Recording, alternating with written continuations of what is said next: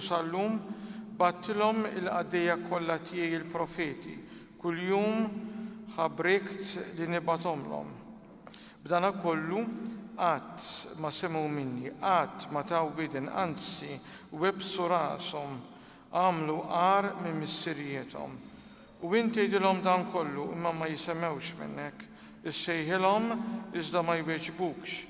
Inti tgħidilhom dan hu l-ġens li ma jismax leħen il-mulej Alla tiegħu, li ma jilqax il-korrezzjoni, issewwa qab u tbiet minn fomhom. Il-kelma tal-mulej.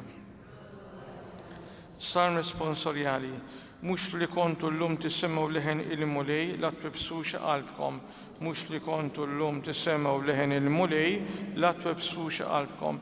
Ejjew ħanfaħru bilejn għall-mulej, ħanajdu bil-feħl il-blata tas-salvazzjoni tagħna, nersu qudiemu bana tal-għaddi l-ħajr, nannulu bajat ta' ferħ. Mhux li kontu llum tisemgħu leħen il-mulej la twebsux qalbkom. Ejjew nimmuħu nixteħdu qudiemu warkubtejna quddiem il-mulej li ħalaqna għaliex hu Alla tagħna u aħna l-poplu tal-mera tiegħu u n-naġ tiegħu. Mhux li kontu llum tisemgħu leħen il-mulej la twebsux qalbkom. La twebsux qalbkom bħal f'Meriba, bħal dakinhar f'Massa fid-deżert, meta ġarbuni u ttentawni missirijietkom għalkemm raw dak li jien għamilt. Mhux li kontu llum tisemgħu leħen il-mulej la twebsux qalbkom. Gloria oti fili le Kristu, gloria oti fili le Kristu. Erġgħu duru lejja biqlubkom kollha, jgħid il-mulej għax jiena twajjeb u ħanina. Gloria oti fili le Kristu.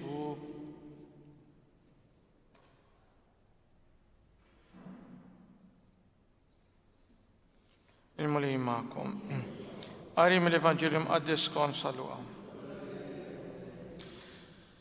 F'dak iż-żmien, Ġesu kien qed ikeċċi x-xitan li kien imbikkem. Meta x-xitan ħareġ l-imbikkem tkellem u n-nies staġbu. Iżda xi wħud minnhom qalu bis-saħħa ta' Beelzebul il-prinċep tax-xjaten qiegħed ikeċċihom ix-xjaten. Oħrajn biex iġarbuh jridu min għandu sinjal mis-sema. Iżda hu intebaħ x'kienet il-fehma tagħhom u qalilhom: kull saltna maqsuma fiha infisha issir ħarba u taqa' dar fuq oħra. Jekk ix-xitan ukollu kontra tiegħu innifsu, kif se żomm wieqfa s-saltna tiegħu? Għax intom tgħidu li jien bis-saħħa ta' Beelzebul inkeċċihom ix-xjaten, imma jekk jien qiegħed inkeċċi x-xjaten bis-saħħa ta' Beelzebul u liedkom bis-saħħa ta' min ikeċċuhom, għalhekk huma stess ikunu l-imħalfin tagħkom. Iżda jekk jiena qiegħed inkeċċi x-xjaten bis-saħħa ta' Alla, dan ifisser li waslitilkom is-saltna ta' Alla. Sakemm il-bniedem qawwi u armat tajjeb jassas il-palazz tiegħu wejġu jkunu fi żgur. Imma jekk wieħed aqwa minnu jaqbes fuq u jelbu, jaħtaflu l-armi kollha li fuqhom kien iserraħ rasu u jqassam il-priża tiegħu. Min mhuwiex miegħi huwa kontra tiegħi u min ma jiġborx miegħi jixerred. Il-kelma tal-mulej. Meta x-xitan ħareġ l-imbikkem tkellem, smajna fl-Evanġelju. L-għar xitan, għax hemm ħafna xjaten, imma l-għar xitan huwa dak li la jisma' u lanqas jitkellem. Bħal tal-Evanġelju li għandna kif smajna. U nemmen li fid-dinja tal-lum dan hu l-aktar xitan li qed jagħmel suċċess, jirnexxi. Xitan trux u mbikkem. Bitrux u mbikkem rridu nifhmu dik il-persuna maħkuma mix-xitan biex tisma' biss lilha nnifisha. Din il-kondizzjoni tista' twassal il-persuna biex tinsa min hu Alla ta' Ġesu Kristu għax temmen f'Alla li jaqbel magħha biss. U nkunu bħal dawk in-nies li l-Ġesu raw feħ xitan. Ekku mal-nies tal-Vanġelu għandna llum. Għaliex? Għax moħħhom sal-gost tagħhom biss kien jasal meta raw lil Ġesu jagħmilha tal-Messija imma mhux skont il-gosti tagħhom, mhux skont il-kriterji tagħhom, mhux skont ix-xewqat tagħhom, allura mhux biss m'hemmux feħ, imma qalulu li hu xitan. Ma kinux kapaċi dawn in-nies jirriskjaw u jiftħu qalbhom għall grazzja tal-Alla li fi Kristu kienet daqshekk qrib tagħhom.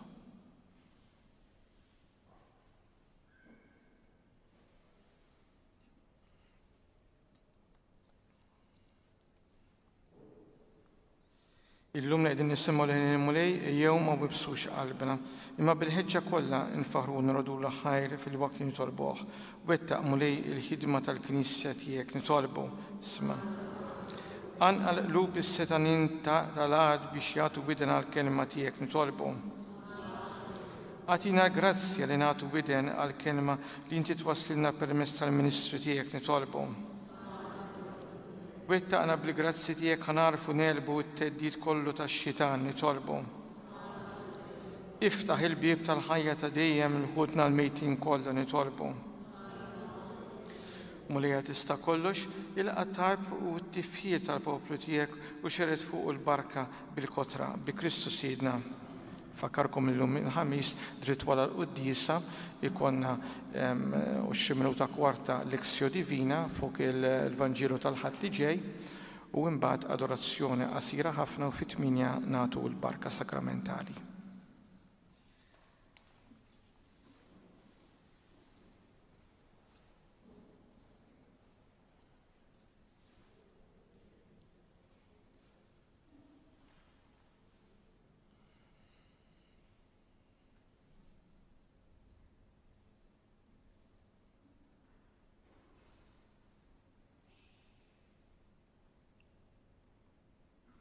Imbierek intom mulejja tal-ħolqien kollha għax fit-tibietek tajtna l-ħobs li qegħdin nofrulek frott tal-art u xogħol il-bniedem li minnu jsir għajna l-ħobs tal-ħajja.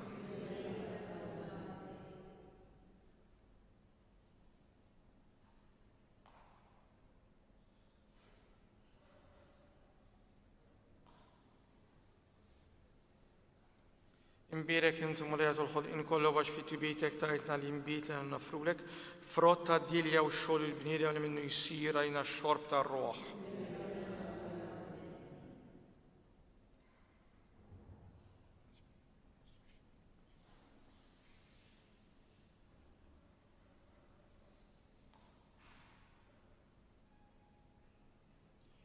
Jitolbu biex is-sagrifiċċju tiegħi u tagħkom jkun jogħġob lill-Alla l-Missier li jista' kollox.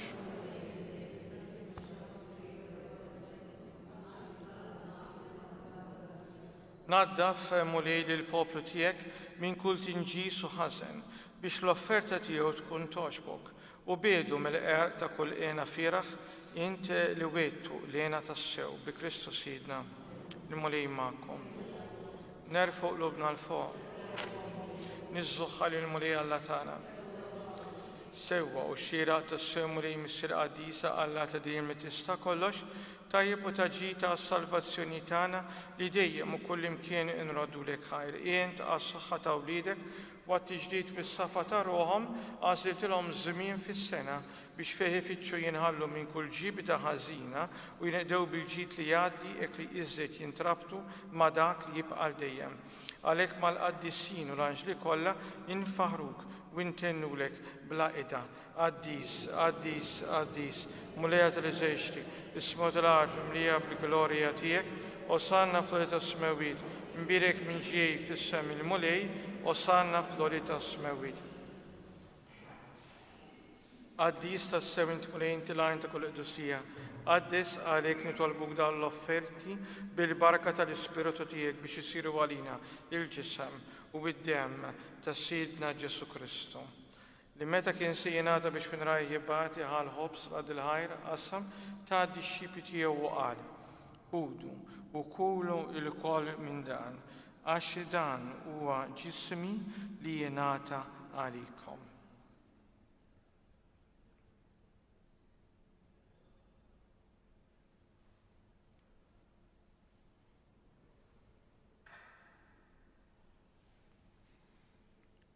Ekku kol wara li l-kalċer ġara d-ħajr tgħaddi x-xipi tiegħu u qal: ħudu u biex xorbu minnu l-kol, għax dan huwa l-kalċi ta' dimmi, tal-patt il-ġdid li jibqa' għal dejjem, id-dem li jixxaret għalikom u għal bnedmin kollha għal mafra ta' dunubiet. Għamlu dan b'tifkira tiegħek.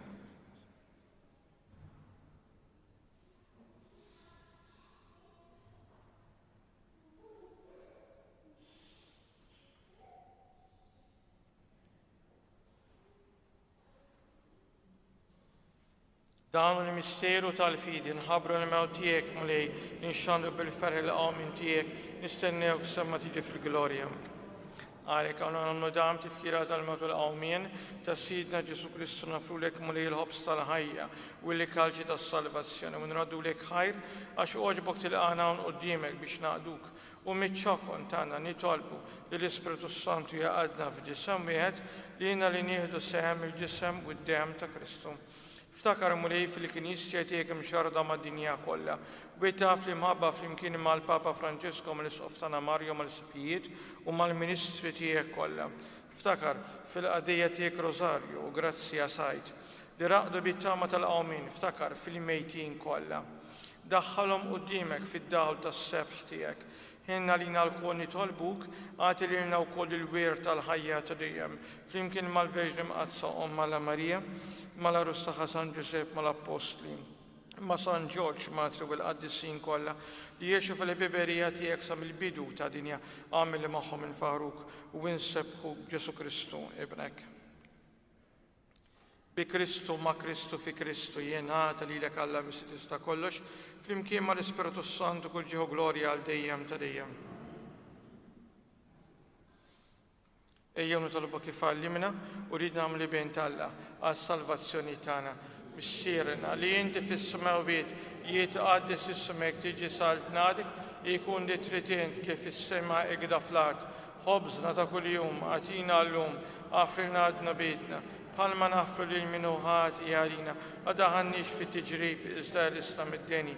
Lista nitolbuk mulej minn kull deni għatina fit-tjieba u bil-ħnina tiegħek il-paċi fiż-żmienna biex inkunu ħilsa dejjem midnub imħarsa minn kull inkwiet għandna nistennew nittamaw bilina u l-miġġa tas-Salvatur tagħna Ġesu Kristu. Mulej Ġesu Kristu li l-apposti tiegħek inħallilkom islim nagħtikom islim tiegħi la tħarrix lejn nabitna iżda ħares lejn il-fidi tal-Knisja tiegħek għatija slim u l-għaqda li trid fiha. Inti tgħix fis-Sartan għal dejjem ta' dejjem. Il-paċi tal-mulej tkun dejjem magħkom. Għatu il-paċi xulxin.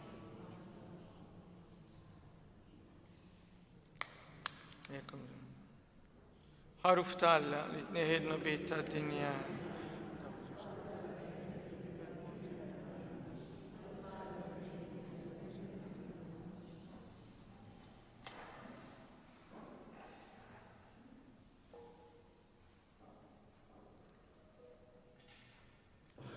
Dan ħaruf tal-Alla dawn jneħidnu bit ta' dinja, ħin jindawk li ma mistiedna għall-likla tal-ħaruf mulej ma jistħoqlix jidħol taħt is-saqaf tiegħi iżdejt kelma waħda u ruħi tkun infejqa.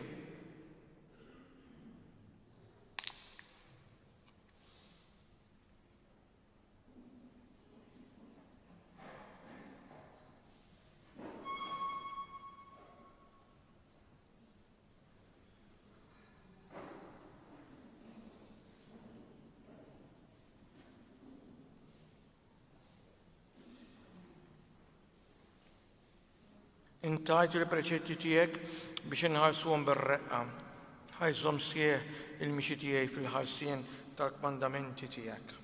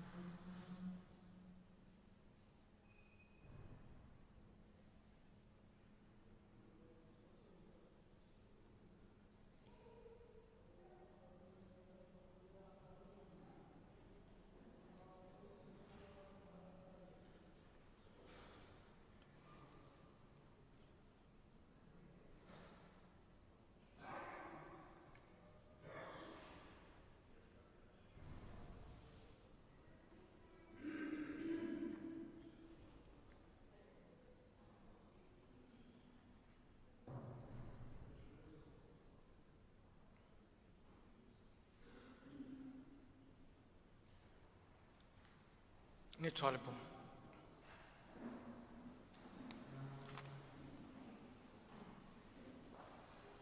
Mulej inti titmana f'dan is-sagrament imqaddis fi tieba tiegħek agħtina dejjem il-għajnuna biex bis-saħħa ta' dawn il-mistieri qaddiesa u bl-imġiba tajba tagħna niġbu l-frott tal-fidwalitajtna bi Kristu Sidna. Il-mulej magħkom. Iberikkom Alla li jista' kollox il-missier, l-Iben u l-Ispiritu Santu. Imbirku lil-mulejja. Ibdew il-Lectio Divina. O Ġesu tal-akbar ħnina, isma' talbi kun ħanin, b'soba kbira qalbi mnikta għal nobiti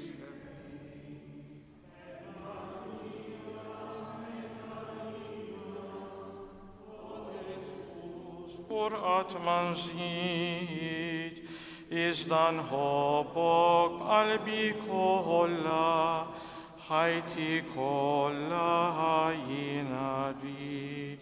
Isem tal-Missier tal-Iben tal-Ispiritu Santu. Amen. Il-Vanġelu tal-Ħadd li ġej ħajkun il-Vanġelu tal-Parabola tal-Iben il-Ħali u għalhekk ħanaqrawha ftit. Fil-bidu billi twila ħanuża dak il-ħin biex għall-ispjegazzjoni. Il-Vanġelu jibda hekk. Il-Pubblikani u l-mitinbin kienu qegħdin jersqu lejn Ġesu biħġarhom biex jisemgħuh. U kemm il-Fariżej kif ukoll il-kittieba kienu jgemmgmu u jgħidu dan nies midimba jilqa' għandu magħhom jiekol. L-udjenza ta' Sidna Ġesu Kristu kienet pjuttost imħalta u mhux darba u tnejn li Ġesu kien ġie ikkritikat biss xi f'Mattew f'Marku Luqa xi 9 darbiet ġie kritikat għax kien jagħmilha ma' ċertu nies. Ekku l-udjenza li għandna llum ta' Ġesu hija ta' 4 tipi: Pubblikani, mitinbin, Fariżej u kittieba. Min huma eżattament dawn in-nies? Il-Pubblikani il-kelma stess turik, nies li kienu jiġbru it-taxxa minn prodotti agrikoli u minn prodotti ta' merkanzija. Nistgħu ngħidu li n-nies tal-Palestina kienet tobot lil dawn in-nies. L-ewwel ħaġa għax kienu jieħdu l-flus minn għandhom u jagħtuhom lir-Rumani. U allura din kienet tfakkarhom li huma qegħdin farthom, imma mhumiex huma s-sidien. Imma l-aktar għaliex dawn il-Pubblikani xi kultant kienu jisirqu billi jieħdu aktar milli suppost, bħal fil-każ ta' Zakkew li mbagħad sar apostlu Mattew. Kien hemm il-mitinbin, min huma dan il-mitinbin? Ikub dan it-terminu m'għandniex grupp wieħed ta' nies, imma diversi, bħalma dawk ta' qattani, il-vjolenti, ħallelin, irġiel u nisa ta' treq, dawk li kienu jaħsbu li huma l-fuq mill-liġi t'Alla, imma fuq kollox, f'dan il-grupp għandna l-imwarba, dawk li bl-Ingliż insiguhom the outcast, minħabba il-mart u l-miżerja tagħhom. Dawn għan-nies kienu mitinbin. Imbagħad għandna l-Fariżej li dawn mill-Lut dawn kienu jiġu meqjusa l-aktar nies spiritwali fis-sens ta' osservanza reliġjuża kienu jobdu l-liġi. U dawn kienu differenti mill-grupp ieħor is-Sadduċej li ma jissemmewx hawnhekk. Għaliex? Għax barra t-Toraħ, barra l-liġi ta' Mosè l-ewwel 5 kutba, dawn il-Farisej kienu fost l-oħrajn jemmnu fost l-oħrajn fit-tagħlim tal-profeti, kienu jemmnu fil-Messija, kienu jemmnu fil-qawmien mill-imwiet, kienu jemmnu fl-anġli. Is-Sadduċej ma kienux jemmnu f'dan kollu. U dawn il-Farisej kienu wkoll jirrappreżentaw lill-foqra. Imma mhux l-ewwel darba li laqtu kritika mingħand Kristu. Kristu dar minnhom qalilhom intom oqbra mbajda għaliex kienu jinsew il-ħniena minħabba l-osservanza għamja li kellhom lejn il-liġi. Naturalment rridu nżommu wkoll li l-ewwel Lut li konvertew għal Kristjaneżmu kienu min-naħa tal-Fariżej għax dawn li kienu jemmnu fil-qawm mill-imwiet. Imbagħad fl-aħħar għandna l-kittieba. Ma nafux eżatt għaliex il-kittieba jidhru dejjem iġġudikati mal-Fariżej, il-Fariżej u l-kittieba. Ftit nafu fuqhom, naħsbu biss li dawn kienu biex ngħidu il-printing press li għandna llum, printing press. Llum għandna printing dak iż-żmien kien hemm il-kittieba dejjem jikkopjaw il-kotba imqazza. U minħabba dan il-fatt, allura nikkonkludu li dawn kienu jafu sew il-liġi, kien jafuha sewwa ħafna. Issa raġuni minnhom għaliex Ġesu kien jagħmilha ma' dawn in-nies għaliex kif jgħidu stess jien ma ġejtx biex insejjaħ lit-tajbin imma lill-mitinbin. U Ġesu qabad u qalilhom din il-parabola. Kristu allura ma jistix jiekol mal-mitinbin, jirrakkonta storja meraviljuża, storja universali. Donnu kull darba li taqra din il-parabola jew tismaħa donna dejjem ġdida. Ekku din il-parabola nistgħu nsejħula il-perla tal-paraboli kollha. Mela nistgħu ngħidu li fiċ-ċentru tal-liturġija tal-qari ta' dan il-ħadd għandna wieħed mill-isbaħ qari mill-Evanġelju skont San Luqa, l-parabola magħrufa tal-Ibn il-ħali. U din hija parabola li tispjega l-mixja ta' ħajja li fil-bidu hija maħruqa bid-dnub u mbagħad terġa' tinbena permezz tal-konverżjoni u fl-aħħar issib is-sliem u l-ferħ. Min jaf kemm il-darba din il-parabola ġi spjegata, forsi anke b'wuċċuh differenti, ma bla dubju ta' xejn fil-qalba ta' din il-parabola hemm fuq kollox il-persuna ta' Alla rappreżentat mill-missier dejjem bimħabtu li ma tgħejja qatt din l-imħabba tiegħu. U għaldaqstant ikun żball kbir jekk wieħed jikkonċentra fuq iż-żewġ uliet minħabba l-fatt li minn natura stess tal-forma letterarja il-parabola għandha eżodu taħsib wieħed u mhux ta' ħafna. U il-ħsieb li dwaru jdur kollox huwa Alla ħali fil-ħniena ma' kulħadd, kemm mal-midneb u kif ukoll ma' dawk li jaħsbu li huma tajbin. Għaldaqstant ikun ħafna jaqbel jekk dan it-test jissejjaħ il-parabola tal-missier ħali fil-ħniena u mhux il-parabola tal-Ibn il-ħali.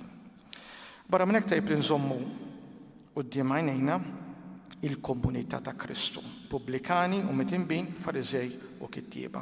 U dik ta' Luqa, imbagħad għax Luqa qiegħed jirrakkonta 50 sena wara Kristu li kienet waħda mħalta, mhux biss ta' sinjuri u foqra, imma ta' insara u Fariżej. Insara Fariżej li ġew min-naħa tal-Fariżej u insara li ġew mid-dinja pagana, dik ġifieri Griega, Eġizzjana. Għalhekk jista' jkun li Luqa kellu f'moħħu il-Lut u l-pagani. Jien personalment inżomm li din il-parabola hija waħda mill-aqwa katakezi dwar is-sagrament tal-fejqan, is-sagrament tal-qarar. Li Luqa għad seta' jaddilna, joffrilna mill-ħajja ta' Sidna Ġesu Kristu. Niftakru li Luqa kiteb l-Evanġelju mhux biex jirrakkonta storja ta' Ġesu, imma għal skop kataketiku biex jaqdi lil ħabib tiegħu Teofilus u l-Knisja tiegħu. U għalhekk nixtieq nagħmel din il-lezzju f'perspettiva fid-dawl tas-sagrament tal-fejqan. Il-parabola tibda hekk: kien hemm raġel li kellu żewġ ulied. Skont il-parabola ir-raġel jirrappreżenta lil Alla. U bla dubju, permezz dan ir-raġel missier Ġesu jikxef il-wiċċ meraviljuż ta' Alla minħabba l-ħnina infinita tiegħu. Iż-żewġ ulied jirrappreżentaw żewġ mitinbin mhux wieħed, żewġ mitinbin differenti li fis-sfond storiku jistgħu jkunu il-Lut l-Iben il-Kbir u l-Pagani l-Iben iż-Żgħir. Imma kull wieħed minna sewwa jista' jkun l-Iben il-Kbir jew l-Iben iż-Żgħir. Iż-Żgħir qal lill-missieru: Missier, għatini s-sem li jmislili mill-ġid. U dak qasmilhom il-ġid. U hawnhekk għandna id-dnub, l-ewwel parti, id-dnub. U ma tistax ma tagħtix każ tas-sitwazzjoni soċjali li fija qed jirrakkonta Luqa għax inkella wieħed la jifhem il-gravità tad-dnub u lanqas l-ħniena bla qies ta' Alla. Il-liġi antika sewwa ma kinitx tippermetti lil xi ħadd, lil xi missier li jaqsam il-wirt qabel ma jmut, ma kienx tippermettija. Iben li jitlob il-wirt mingħand missieru kienet sfida kbira. Letteralment qed tgħid il-missieru jiena nixtieqek mejjed. Issa skont il-liġi wara l-mewt tal-missier, it-terz biss mill-ġid mobiljari kien imiss liż-żgħir, il-fdal li jieħu kollu għall-kbir. Barra minn hekk il-kbir jieħu il-ġid immobiljari kollu ġifieri l-għelieqi. Fil-każ bħal din tal-parabola, l-iben il-kbir kien fi dmir li jipprova iħabbeb mill-ġdid lil ħuħ ma' missieru. Mhux tal-li dan ma sarx, tal-li l-kbir aċċetta il-wirt bħal ħuħ, qasmilhom il-ġid. Mhux taħ il-ġid tiegħu, qasmilhom. Il-missier hawnhekk huwa ġbija ta' Alla li jħalli l-bniedem fil-libertà. L-imħabba teżiġi l-libertà, l-imħabba teżiġi l-libertà. L-uliet huma t-tnejn midinbin għax it-tnejn aċċettaw li jixtiequ jgħixu indipendentament mill-missier li jfisser il-kilba inspjegabbli tal-bniedem li jrid jgħix mingħajr Alla. U dan huwa l-veru dnub tal-parabola li jfakkarna fid-dnub oriġinali fil-Ġenesi fejn Adam irid jgħix mhux eżattament kontra Alla imma mingħajr il-bżonn ta' Alla. Tkompli hekk il-parabola, ma kinux għaddew ġranet meta ż-żgħir sar kollox u telaq minn beltu l-impajjiż imbiet u hemmhekk berbaq ġidu kollu f'ħajja imtajra. Mela dan huwa l-ewwel ħiel ta' dnub, l-ewwel ħaġa li taħseb li għandek xi ħaġa fiex ngħid sar kollox. Meta fil-fatt ruħek biss hija tiegħek, għax meta ġisimna jibda jaħdem ħażin nindunaw kemm m'għandna xejn. It-tieni li tgħix il-bogħod minn Alla għax ma tixtieqx li jindaħallek Alla u din hija l-weġa kbira tal-missier fil-parabola, jiġifieri jista' li ben iż-żgħir ma jixtieqx aktar il-paternità ta' missieru. U t-tielet x'inhu d-dnub li tberba' id-don ta' Alla għalik. L-esistenza tiegħek dak huwa d-don ta' Alla għalina l-esistenza. Ma tindunax kemm hija għażiża ħajjitna.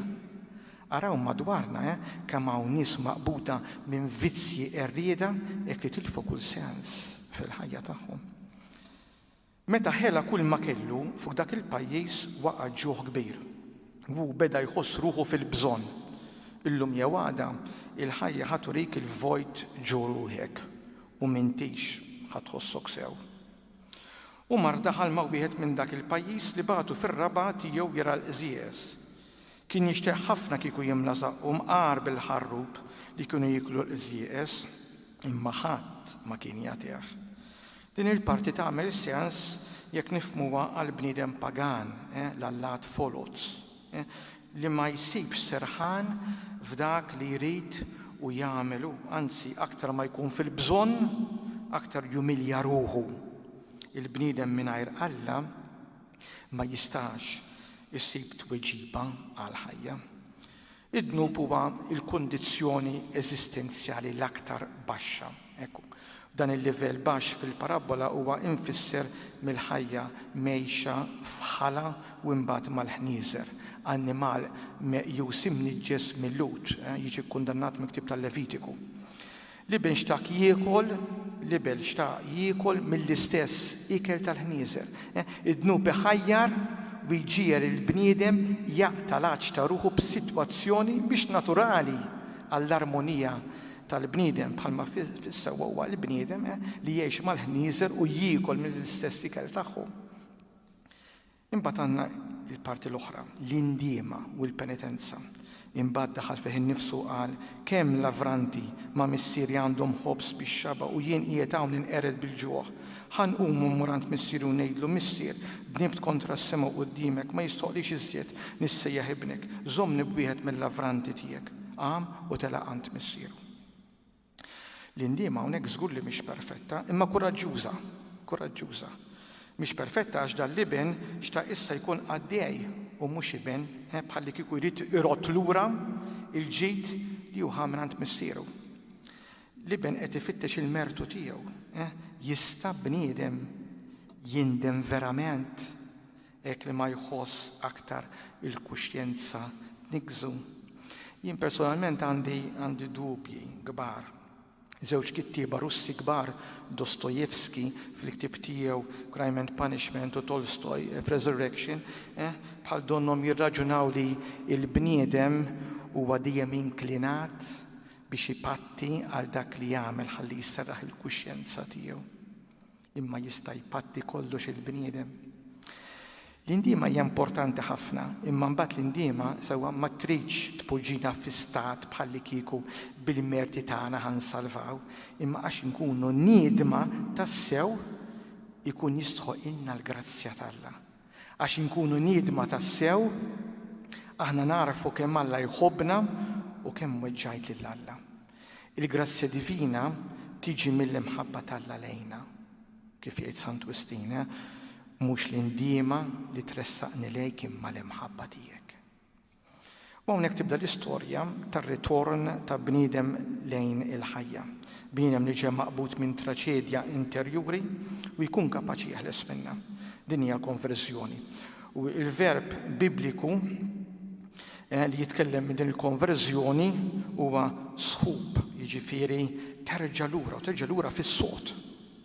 U mbagħad bil-Grek għandna il-kelma metanoien, jiġifieri tbiddel mentalità. Jissek bedwin, raħħal fid-deżert li jinduna li qabad rotta ħażina għax fil-fatt ikun dbiet mill-oasi fejn jista' jsib l-ilma u għalhekk jerġa' jsib ir-rotta tajba.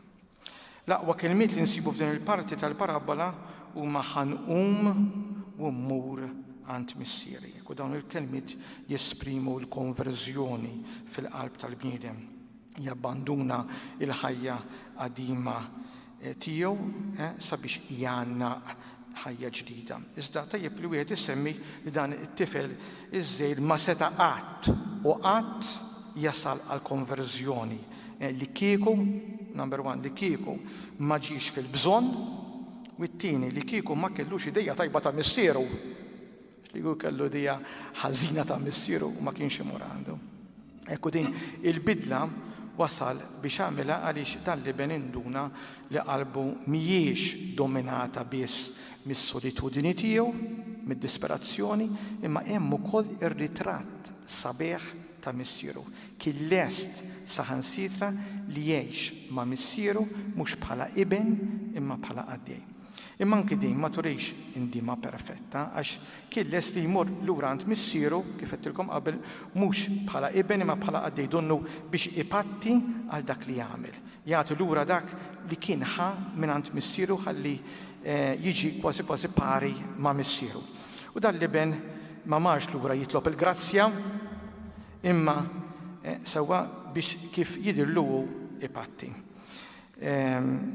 Imma mela hawnhekk id-dnub mhux veru jeqtek minn Alla, ma jeqtekx minn Alla, għaliex għax anke l-bniedem li jimxi fi-triq il-ħażina u saħansitra imiss l-abbiss tal-ħeżunija, iva hemm ukoll jista' jisma' lil Alla f'qalbu. Anke jekk ikun dan il-leħen ħafna mċajpar, imma jisimgħu bħala missier għażiż li ma jbeżżax. Imbagħad għandna l-parti l-oħra wara l-indiema u l-penitenza, din hija parti mill-penitenza, il-qrara. Iżda kif kien għadu fil-bogħod missieru lemħu u tħassru u bġirja waħda mar inxteħed fuq għonqu u mleħ bil-bews. Din sabiħa immens. Il-missier sar ħaġa waħda ma' ibnu l-midneb mhux baqa' indipendenti, indifferenti li maran u biesu. Din l-isbaħazzjoni għax turi l-imħabba umiljata li minna titwielet il-grazzja. F'daqxen ta' vers hawnhekk għandna il-misteru tal-inkarnazzjoni soffrenti. Jew tal-inkarnazzjoni u tar-redenzjoni. Mhux hekk Alla jsir bniedem u jsir dnub. Kif jgħid San Pawl fit-tieni Ittra lill-Korintin. Dak li ma rafx id-dnub, jgħid San Pawl, Alla għamlu dnub għalina biex aħna nsibu ġustizzja ta' Alla fih, mhix ċajta. Missier qallu ibnu, bnibt kontra s-sema u quddiemek, ma jistħoqlix iżjed nissejjaħ ibnek li l-midneb bid-dnubietu jħossu li tilef il-kondizzjoni oriġinali tiegħu ta' iben jiswa. Imma mbagħad il-midneb jagħmel x'jagħmel ma jista' qatt ipatti jew jimmerita l-kondizzjoni oriġinali. Ir-relazzjoni oriġinali ma' Alla ma tinxtarax, ma tistax tixtrija. Imma sempliċement il-bniedem rid ipoġġi lilu nnifsu disponibbli għalija. U dan iseħħ meta bindiema xierqa issir l-istqarrija ta' dunubiet. Meta l-bniedem jistqar ħtijietu ikun qed iħares b'wiċċu minn quddiem lejn id-dnubiet li tagħhom huwa ħati. Ikun qiegħed jammetti allura li hu responsabbli tagħhom u b'hekk ikun qiegħed jinfetaħ mill-ġdid għal Alla u għax-xirka tal-Knisja biex ikun jista' jkollu ġejjieni ġdid. U fl-aħħar għandna il-maħfra. Iżda l-missier qal il-qadija tiegħu isaw ġibulu l-isbaħ libsew xidduwielu, libsu l-ċurket f'sebew u s-sandi f'riġlieħ, ġibulu l-oġu li msemmen waqtluh, ħanniklu nagħmlu festa għax dan ibni kien mejjed u reġa' qam kien mitluf u nstab u bdew jagħmlu festa. Il-missier biss huwa dak li jikkanċella d-dnub. Alla biss bi grazzja jista' jqarreb lill-bniedem leħ, jiġifieri jerġa' jagħmlu ibnu, iġibu għall-istat oriġinali. Il-mert tal-bniedem huma limitati ħafna. Sempliċement il-bniedem bil-merti tiegħu ipoġġi lilu nnifsu f'qagħda tajba biex jirċievi l-grazzja. Jekk il-missier jiġifieri f'dan il-parabola huwa Alla wara ruħu daqshekk ħanin l-istess għandha tagħmel il-Knisja tiegħu mal-midneb. Anzi, il-Knisja trid tkompli tesprimi b'mod konkret il-ferħ ta' Alla. U dan il-ferħ fil-parabola huwa murija b'dawn iġbijat. L-ewwel ħaġa l-aħjar libsa. Din hija l-libsa, biblikament din hija l-libsa tal-preferit ta' Alla tfakkarna fl-istorja ta' Ġakob u Ġuseppi, ta' il-libsa tal-preferit. Bla soluzzjoni allura l-bniedem jerġa' jkun il-preferit f'għajnejn Alla. Din il-libsa tfisser ukoll il-libsa tat-tieġ għaliex l-għaqda tar-ruħ ma' Alla ħafna drabi ġiet imqabbla ma' festa tat-tieġ. It-tieni ċ-ċurkett. Dan iċ-ċurkett hu sinjal ta' siġiel. Bla soluzzjoni il-midneb jerġa' jieħu l-istat ta' iben u għalhekk werriet ukoll iġor f'ruħu is-siġiel li bih jikkonferma li hu ta' missieru. Imbagħad għandna s-sandli. Il-midneb m'għadu skjaf fi żmien Ġesu. L-iskjavi ma kinux jilbsu s-sandli, imma reġa' għal kundizzjoni ta' iben meħlus mill-era ta' dnub. U fl-aħħar għandna s-sinjal tal-oġu li msemmen l-assoluzzjoni toffri festa ta' ferħ u slim fil-qalb tal-midneb u fil-qalb tal-Knisja, fil-qalb tal-komunità kollha, bħal dak il-ferħ u slim li minnu tkellmu il-profeti u Kristu meta tkellmu miż-żmien il-Messija. Imbagħad għandna it-tieni parti tal-parabola. Mela ibnu l-kbir kien fl-għalqa u riġa' lura kif wasal qrib id-dar semma daqqu sfin. Sejjaħ wieħed mill-qaddejja u staqsih dan x'kien. Hawn huk qallu dak u missierek qatillu l-oġu li msemmen għax reġa' għandu qawwu sħiħ. U inkorla u ma rridx jidħol ġewwa iżda missieru ħareġ jitolbu. L-iben il-kbir dak li s'issa dineb fis-silenzju f'dar missieru u hawnhekk qed jitkellem mill-poplu tal-Antik Testament Iżrael, jispjega dnubu aktar. Il-protokoll kien jitlob li l-iben il-kbir jilqa' il-mistiedna fid-dar ta' missieru għall-festa. Imma dan lanqas biss kien jaf. U nemmen li dan u Iżrael allura maqtuh wisq għalih innifsu biex jemmen fil-possibilità li ħadd ieħor jista' jsalva. Kellhom din it-tip ta' era il-lut fl-Antik Testament. Ħadd ma jista' jsalva jekk mhux huma. U għat-tieni darba allura il-missier jerġa' joħroġ. L-ewwel darba ħareġ għal ħoħ, iż-żejt, għat-tieni darba joħroġ għall-kbir. U dan jikkonferma li l-iben il-kbir kien indipendenti minn missieru u wkoll għalkemm qrib imma f'qalbu kien il-bogħod minn missieru. F'jum wieħed il-missier jiġi umiljat darbtejn. F'jum wieħed il-missier jiġi umiljat darbtejn. Ara għal il-missieru, ili dawn is-snin kollha naqdik, kemmtek ma ksirtielek qatt. U kieku għattajtni gidi lili biex nagħmel ikla u nifraħ ma' ħbiebi. Imbagħad jiġi dan ibnek, mhux hija, dan ibnek li belalek ġidek man nisa ta' triq u lilu toqtollu l-oġol li msemmen. Għall-inqas li ben iż-żgħir wasal b'xi mod biex ra li naqas. Imma l-kbir irid jikkonferma l-ġustizzja tiegħu u l-ħażen ta' ħuh. U hawnhekk għandna fotokopi tal-Fariżew u l-Pubblikan li telgħu fit-Tempju. Il-Fariżej kienu jemmnu fil-merti li bihom setgħu jixtru lill-Alla. Alla fil-figura tal-missier jifhem li l-liġi tal-ħniena hija aqwa mill-merti. Ibni qallu missieru, inti dejjem miegħi u kull mewt tiegħi huwa tiegħek. Imma kien meħtieġ nagħmlu festa u nifirħu għax dan hu kien mejjed u reġa' qam kien mitluf instab. L-ibn il-kbir qiegħed jagħmel ilu nnifsu vittma sabiex idawwar il-ħniena ta' missieru lejn ħuh f'mibeda.